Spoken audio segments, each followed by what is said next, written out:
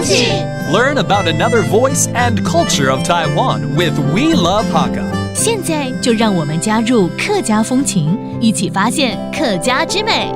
開省大拿牛講出詞，也兩句話就講出客家先祖華神色神嘅生活智慧。從用不純雜嘅太強飲部位，用怪事魯毛嘢做料理，用麥草水出神啲撇下，用太鳳草老婚人家做嘢嚟，大家行啲奶掉麼？Many Hakka people live in hilly or mountainous areas where their daily lives are closely intertwined with plants. They gather plants such as balsam blumea, Indian catmint, and purple mint to use as food ingredients and in everyday applications. There's even a book that compiles 311 plant species related to Hakka culture.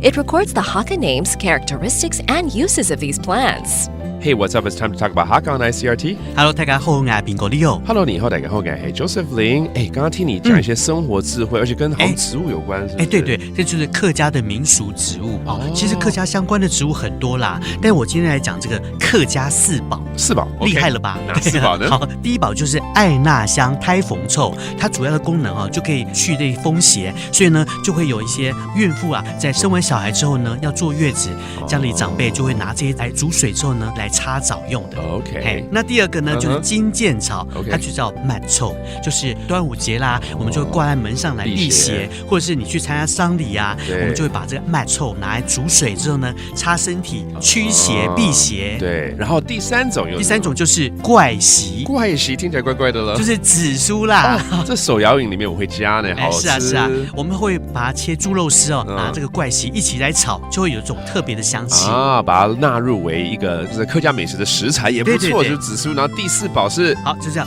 薑米風。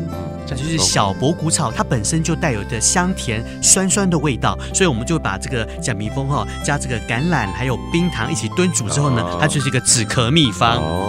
你这样讲等于是一个客家的本草纲目一样。没错没错，其实客家的民俗植物很多，所以之前就有彭宏元老师还有邱少杰这两位老师他们就合作了一本《台湾客家民俗植物》这本书啊，那里面就收录了有311种的跟客家有关系的植物，里面记录了用途啦、传说啦，还有风俗很多的典故，让大家可以看这本书就认识客家植物。有空可以去翻翻咯。好，那我们来教几个单字，包括这个植物 plants and vegetation， tuvud， and then to ward off the evil spirits 辟邪，辟下 and one of the most common herbs is 紫蘇 purple mint 怪席 and there you have it, another round of talk about Hakka on ICRT。 什么太嘎？汉字谁张来了？客家风情由客家委员会监制。 We Love Hakka has been brought to you by the Hakka Affairs Council.